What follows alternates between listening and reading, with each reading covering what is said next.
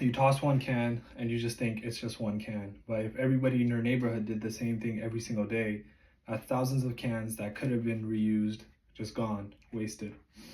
So I've researched recycling policy, behavior studies, and industrial ecology using studies from academic journals and real community experiments to help explain to you why recycling is such a big thing and why everyone should be doing it.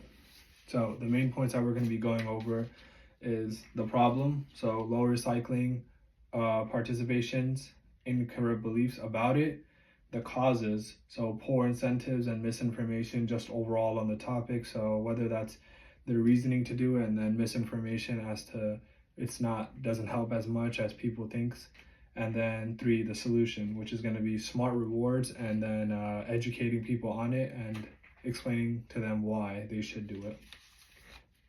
So you might wonder, what does this have to do with me? So it relates to everyone on this planet because we all produce waste, whether you live in an apartment, house, dorm.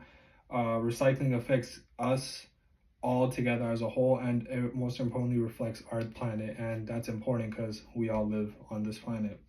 So today I'll show you why people don't recycle enough, how it causes real harm, and what we can do right now to fix it. So first, the problem. So low recycling participation and then misleading beliefs about it. Many people think that if they recycle a product, it automatically saves the planet. But that's not necessarily how it works. According to Geyer, recycling is not guaranteed to displace primary production, meaning the benefit may be overestimated. In many communities, recycling rates are still low. In Jacob Keller's community experiment, fewer than half of the homes participated in weekly recycling until simple encouragement and a small reward changed that.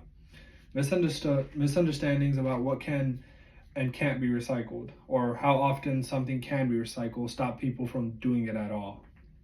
And so why don't people recycle correctly or at all? Well, here is a graph that shows this. So here's a graph, and this graph demonstrates how Keller's simple note system led to major increase in recycling, proving that people can change.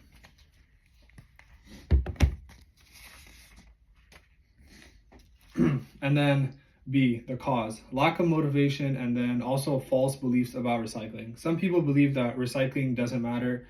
According to Geyer, some people believe closed loop recycling is always better, but that's not always the case. It's more important that recycled materials replace primary production. Many people are not motivated because there's no reward for recycling, just effort. As humans, we naturally want something for our efforts, so there's always has to be that little reward that we get. But a study by Lee showed that even people with no strong opinions on recycling recycled more when they were rewarded. And then people often don't recycle because they don't know how or think it's too confusing. Education efforts are inconsistent and sometimes outdated. So what can we do to fix this? And then here's a pie chart on why people don't recycle. So 40% are just confused overall on what to recycle, 35% of them lack motivation, and 25% believe that it doesn't matter. Recycling multiple times isn't always better.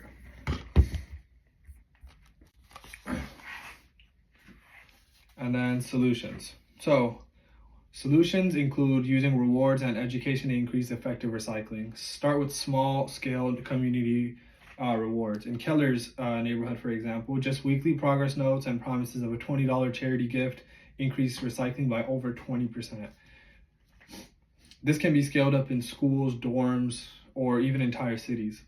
Launch local education campaigns focused on what really makes recycling effective. As Geyer explains, what matters is what the recycling material actually replaces new material, not how many times it's recycled or whether it stays in the same quote-unquote loop.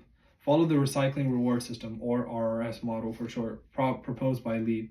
Combine rewards, education, and simple penalties like fines for contamination or missed bins to boost participation. Schools and workplaces could give gift cards, coupons, or even raffle entries for people who recycle properly. And then here is a graph. So here it shows the before program, before and after the reward program. So before 25%, and then after the reward program, it went up to a staggering 60%.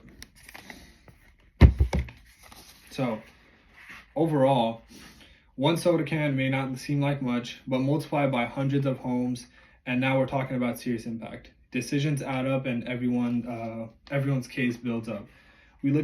So just to review, we looked at the problem, poor recycling habits and misconceptions, the cause, which is lack of motivation and misinformation, and then the solution, which is rewards and education.